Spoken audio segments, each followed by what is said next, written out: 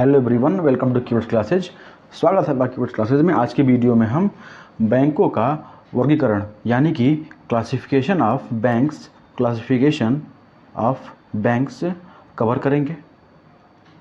इसमें देखेंगे कि बैंक कितने प्रकार के होते हैं, ठीक है, कौन कौन से बैंक प्राइवेट हैं, कौन से पब्लिक बैंक हैं, बैंकों का बैंक कौन है, यानी कि आरबीआई के बारे में भी आज पढ़ेंगे, जो कि आपके आगामी परीक्षा, जो भी परीक्षा आने वाली है, ठीक है, वह परीक्षा कोई भी हो, आरओ एआरओ की परीक्षा हो, यूपी पीसीएस की परीक्षा हो, यूपी पीसीएस हो, बिहार पीसीएस हो या आरओ एआरओ की परीक्षा हो, इन सभी परीक्षाओं के लिए यह वीडियो बहुत ही इम्पोर्टेंट साबित होगा।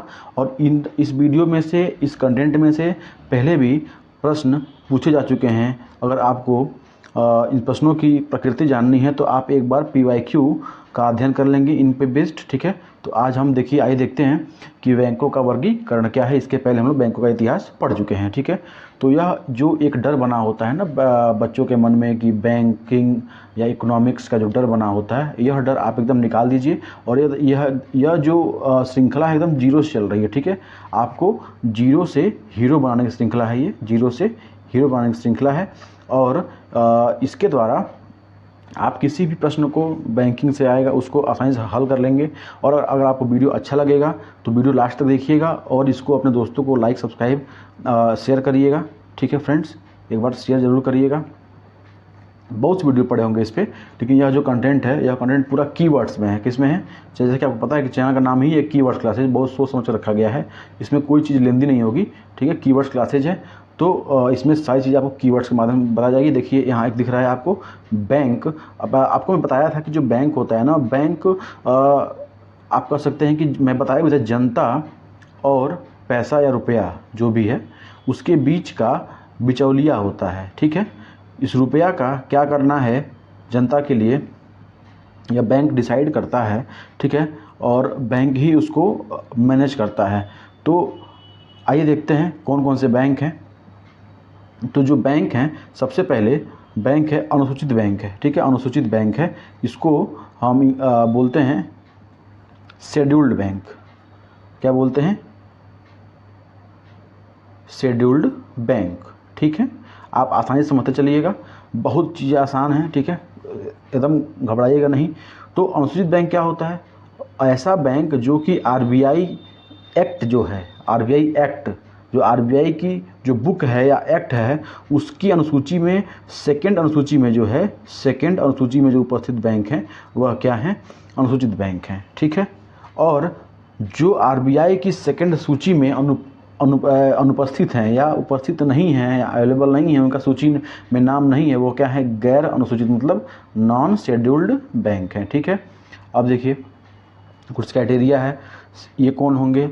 शेड्यूल्ड बैंक जिनका नेटवर्थ 500 करोड़ रुपया या उससे अधिक होगा, वो क्या किस में आएंगे? शेड्यूल्ड बैंक में आएंगे। यह शुरुआत में जब शुरू किया गया था 20वीं सदी में, मतलब 1930-34 के लगभग में, तो यह 5 लाख केवल था कि 5 लाख जिसका नेटवर्थ होगा वह इस श्रेणी में आएगा।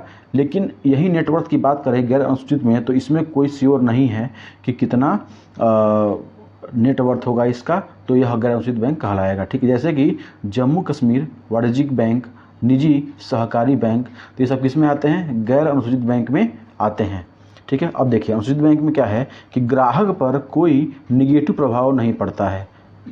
इन बैंकों का ग्राहक पर कोई निगेटिव प्रभाव नहीं पड़ता। इनका पड़ सकता है, हो सकता है कि यह चिट फंड हो या मतलब इसमें पैसा उतना रिस्क कवर नहीं कर पाता है, ठीक है। फिर है आरबीआई की जो गाइडलाइंस हैं, आरबीआई की जो गाइडलाइंस हैं उनका यह पालन करते हैं। कौन? अनुसूचित बैंक। आरबीआई की मुद्रा और साख प्रणाली, मॉनेटरी एंड क्रेडिट पॉलिसी का पूर्ण पालन करते हैं। कौन? अनुसूचित बैंक, ठीक है। तो ये थे अनुसूचित बैंक और गैर अनुसूचित बैंक की श्रेणियाँ। अब देखेंगे हम अनुसूचित बैंक कितने प्रकार के होते हैं। आइए देखते हैं अनुसूचित बैंक कितने प्रकार के होते हैं। तो देखिए फ्रेंड्स, देखिए यहाँ भी फ्लो चार्ट के माध्यम से बहुत इजीली समझाया गया है। कोई पैराग्राफ, कोई सेंटेंस, कोई ग्रामेटिकल सेंटेंस यहाँ नहीं, स्टेटमेंट नहीं है, बस आप देखते रहिए, आपके दिमाग में छप जाएगा। एक है वाणिज्यिक बैंक, सेकंड सहकारी बैंक और तीसरा है ग्रामीण बैंक, ठीक है, या क्षेत्रीय ग्रामीण बैंक, ठीक है। पहला वाणिज्यिक बैंक मतलब कॉमर्शियल बैंक्स, ठीक है, कोऑपरेटिव बैंक्स और रीजनल रूरल बैंक, इसको बोलते हैं आरआरबी, इसको बोलते हैं कोऑपरेटिव बैंक्स, ठीक है, और इनको बोलते हैं कॉमर्शियल बैंक्स, ठीक है, ये होते हैं। ओके, तो जो वाणिज्यिक बैंक होते हैं वो लाभ के लिए ही काम करते हैं। इनका जो है स्थापना किया गया है ग्रामीण क्षेत्रों का विकास करने के लिए, एक स्पेशल सेक्टर का विकास करने के लिए, और यह ग्रामीण क्षेत्रों का विकास करने के लिए बनाए गए थे, ठीक है। आइए देखते हैं वाणिज्यिक बैंक, ठीक है, एकदम आराम से देखिए, इजीली चीज़ें समझ में आ जाएंगी आपको। तो निजी वाणिज्यिक बैंक क्या होता है, ठीक है, ये 2 प्रकार का होता है वाणिज्यिक बैंक, ठीक है। पहला होता है private commercial bank and second one is public commercial bank, ठीक है। तो जो प्राइवेट कॉमर्शियल बैंक होता है उसमें 51% जो शेयर होता है नेटवर्थ का जो 51% शेयर होता है वह प्राइवेट सेक्टर का होता है, या प्रमोटर बोल सकते हैं, जो भी प्राइवेट सेक्टर वो बैंक बना रहा है उसका होता है। तो ये जो प्राइवेट वाले हैं 2 प्रकार के होते हैं, ठीक है। पहला होता है इंडियन बैंक, ठीक है, पहला क्या है Indian bank, Indian private bank, और दूसरा फॉरेनर प्राइवेट बैंक, ठीक है। तो जैसे प्राइवेट बैंक में क्या है कि अभी देखिए एक लिस्ट बना दिखा रहे हैं आपको, ठीक है, उसमें क्या है देखिए, जो प्राइवेट बैंक हैं इसकी लिस्ट यहाँ दी गई है, देखिए HDFC bank, ICICI, axis bank, इसमें क्या है 51% शेयर किसका है, भारतीयों का है। और जो फॉरेनर बैंक होते हैं इसमें 51% शेयर किसका होता है, विदेशी बैंक का होता है, ठीक है, फॉरेनर का होता है। बस इसमें सिंपल यही है, ठीक है। जैसे देखिए इंडिया में कौन सा प्राइवेट बैंक है, HDFC है, ICICI है, एक्सिस बैंक है, इंडसइंड बैंक है, यस बैंक है, कोटक महिंद्रा बोलते हैं, कई आप देखे होंगे, ठीक है, लक्ष्मी बैंक है, जम्मू कश्मीर J&K बैंक है, ठीक है, फेडरल बैंक है। तो ये सब क्या है, टॉप 10 प्राइवेट सेक्टर के बैंक है इंडिया के, ठीक है। और अगर देखें हम लोग विदेशी बैंक की बात करें, ठीक है, अगर हम बात करते हैं फॉरेन बैंक की, जिसमें आपका आता है HSBC चाइना का, और सिटी बैंक अमेरिका का, ठीक है, ये सब बैंक आते हैं, इनकी भी शाखाएं इंडिया में खोली गई हैं, ठीक है। और ये सब क्या करते हैं, जो फॉरेन बैंक होते हैं ये RBI के पूरे रूल को फॉलो करते हैं। अगर यहाँ रहना है तो RBI कहना है, ठीक है, ओके।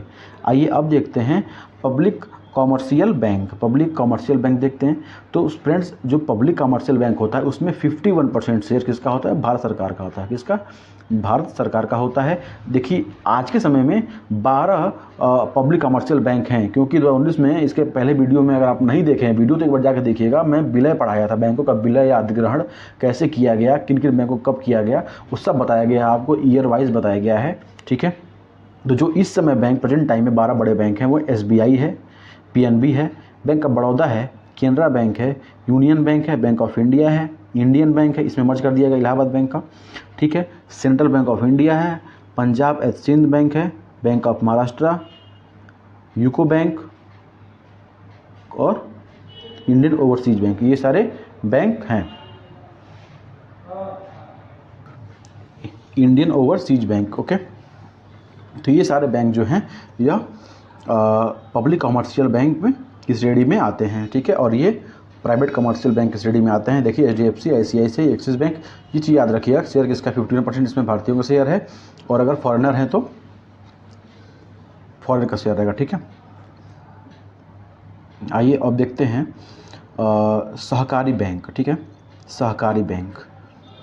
ये ना चीज़ें बहुत बेसिक चीज़ें हैं और ये चीज़ें हमेशा हर जगह मिलती नहीं हैं। बाकी बड़ी बड़ी चीज़ें तो लोग पढ़ते ही हैं, ठीक है, WT के बारे में पढ़ लेंगे, ADB पढ़ लेंगे, पावर्टी पढ़ लेंगे, अनएम्प्लॉयमेंट पढ़ लेंगे, समितियाँ पढ़ लेंगे, लेकिन ये चीज़ें बहुत कम मिलती हैं, ठीक है।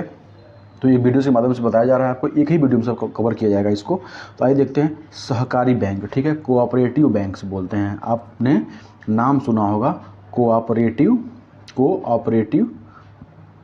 बैंक, ठीक है। ये देखिए इसमें क्या है कि ये 3 प्रकार के होते हैं। ये होता है स्टेट कोऑपरेटिव सोसाइटी, यह राज्य स्तरीय होता है और हर राज्य की जो राजधानी में इसका हेडक्वार्टर होता है, ठीक है। तो ये स्टेटमेंट बन के आ सकता है कि स्टेट कोऑपरेटिव सोसाइटी का मुख्यालय कहाँ होता है, ठीक है, तो वह हर राज्य की राजधानी में होता है। और पूछ दें आपसे कि Uttar Pradesh, UP state cooperative society का हेडक्वार्टर कहाँ पे है, ठीक है। तो आप नॉर्मली पता रहेगा आपको राजधानी में, राजधानी मतलब लखनऊ में है, ठीक है। ये चीज़ें आप याद रखिएगा, ठीक है। फिर है central cooperative society. Central cooperative society यह जिला स्तरीय होता है, ठीक है, और पीसीसी बोलते हैं या प्राथमिक कोऑपरेटिव सोसाइटी बोलते हैं, या ग्राम स्तरीय होता है, प्राथमिक साख समितियाँ भी बोलते हैं इनको, या प्राथमिक कोऑपरेटिव सोसाइटी भी बोलते हैं, ठीक है। तो फ्रेंड्स सबसे इम्पोर्टेंट तो ये है, ठीक है, सेंट्रल कोऑपरेटिव वाला। अगर कभी एग्जाम में आता है कि सेंट्रल कोऑपरेटिव सोसाइटी कहाँ पाई जाती है, तो आप लगाएंगे कहाँ, केंद्र में, ठीक है, या दिल्ली में। राजधानी आप पढ़ ही रहेंगे, लगा देंगे दिल्ली में, लेकिन ये क्या है, पूरा गलत है, ठीक है। ये कहाँ पे होते हैं, तो ये डिस्ट्रिक्ट में होते हैं, जिले में होते हैं। एक जिले में एक होता है या सेंट्रल कोऑपरेटिव सोसाइटी, ओके, याद रखिएगा आप। सेंट्रल से आप कंफ्यूज नहीं होगा कि केंद्र में नहीं होता। या सेंट्रल मतलब क्या, जैसे इसमें देखा जाए अगर, तो ये मान लीजिए कि ये अगर विलेज है और यह क्या है, डिस्ट्रिक्ट है, और यह क्या है, आपका स्टेट है, तो बीच में सेंट्रल, ये है सेंट्रल कोऑपरेटिव सोसाइटी, ठीक है। आइए अब देखते हैं, तो इनका जो कुछ काम है वह क्या काम है कि ये नो प्रॉफिट नो लॉस पे के थियरी पे काम करते हैं। नो प्रॉफिट नो लॉस, इसके पहले हम पढ़े थे कि जो वाणिज्यिक बैंक होते हैं वो लाभ के लिए काम करते हैं, लेकिन ये नो प्रॉफिट नो लॉस, कोई न लाभ न हानि, उसके लिए कार्य करते हैं। इनका मुख्य उद्देश्य क्या होता है, प्राथमिक क्षेत्र का विकास करना। प्राथमिक क्षेत्र का विकास करना इनका मुख्य उद्देश्य होता है। स्टेटमेंट बनकर क्वेश्चन आ सकता है। साथ ही पिछड़े वर्गों का विकास करना। पिछड़े वर्ग किसको माना गया है, वीमेंस को, ठीक है, जो महिलाएं होती हैं, बच्चे होते हैं और बीपीएल परिवार होते हैं, इनको माना गया है पिछड़ा वर्ग, ठीक है। क्या माना गया, पिछड़ा वर्ग माना गया है, ठीक है। आइए एक बहुत महत्वपूर्ण चीज़ देखते हैं, ठीक है।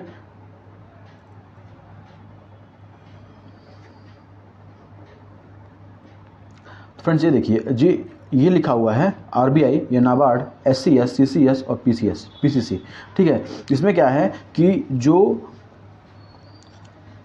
ग्रामीण क्षेत्र की साख समितियां हैं, सहकारी समितियां हैं, वह सेंट्रल कोऑपरेटिव सोसाइटी जो जिले की होती है उस पर वो उस पर डिपेंड होती हैं, और जो सीसीएस हैं वो राज्य वाले पे डिपेंड होती हैं। और जो कोऑपरेटिव सोसाइटी है उनका जो प्रबंधन करता है, रेगुलेशन करता है, कौन करता है, नाबार्ड करता है। कौन, नाबार्ड करता है, न कि आरबीआई करता है। डायरेक्ट नाबार्ड करता है, और नाबार्ड को कौन करता है, रेगुलेट आरबीआई करता है, ठीक है। तो ये चीज़ आप याद रखिएगा। अब देखते हैं हम लोग क्षेत्रीय ग्रामीण बैंक। क्या देखते हैं, क्षेत्रीय ग्रामीण बैंक, तो यह लास्ट ही है। इसके बाद से भारतीय रिजर्व बैंक पढ़ के ये वीडियो समाप्त करेंगे, ठीक है। तो क्षेत्रीय ग्रामीण बैंक की स्थापना 2 अक्टूबर 1975 में की गई थी। और एक चीज़ याद रखिएगा, सिक्किम और गोवा को छोड़कर, ठीक है, भारत के सभी राज्यों में इसकी स्थापना की गई थी। और टोटल 56 किया गया था, और इसको बाद में बंद कर दिया गया। इसकी स्थापना इससे अधिक नहीं की गई, इतने पे ही रोक दी गई। आपने सुना होगा नाम पूर्वांचल ग्रामीण बैंक, पूर्वांचल ग्रामीण बैंक, या UP Baroda bank, UP Baroda ग्रामीण बैंक, ठीक है। तो आरआरबी सुने होंगे आप, ठीक है, इसका फॉर्म भी आता है, आरआरबी पीओ, आरआरबी क्लर्क, ठीक है। तो यही है आरआरबी है। इसकी स्थापना 2 अक्टूबर 1975 में की गई थी। इसमें क्या होता है ये देखिएगा, भारत सरकार का 50% शेयर होता है, और जिस राज्य में खोला जा रहा है उस राज्य सरकार का 15% शेयर होता है। और जो स्पॉन्सर्ड बैंक हो, जैसे मान लीजिए पूर्वांचल बैंक है, या बड़ौदा बैंक है, एचडीएफसी, आईसीआईसीआई, एक्सिस, जो भी प्रमोटर बैंक है उनका 35% कैपिटल इसमें लगता है, ठीक है। यह प्रायोजित बैंक में कोई भी आ सकता है। अगर आपको स्टेटमेंट देता है कि क्षेत्रीय ग्रामीण बैंक की स्थापना में प्रायोजित बैंक सार्वजनिक क्षेत्र के बैंक होते हैं, तो यह गलत स्टेटमेंट होगा। इसमें पब्लिक भी आएंगे, प्राइवेट भी आएंगे, फॉरेनर भी आएंगे, और इंडियन बैंक भी आएंगे। ये स्पॉन्सर कर सकते हैं 35% पूंजी के साथ, ठीक है। तो ये चीज़ें यहीं पे समाप्त होती हैं।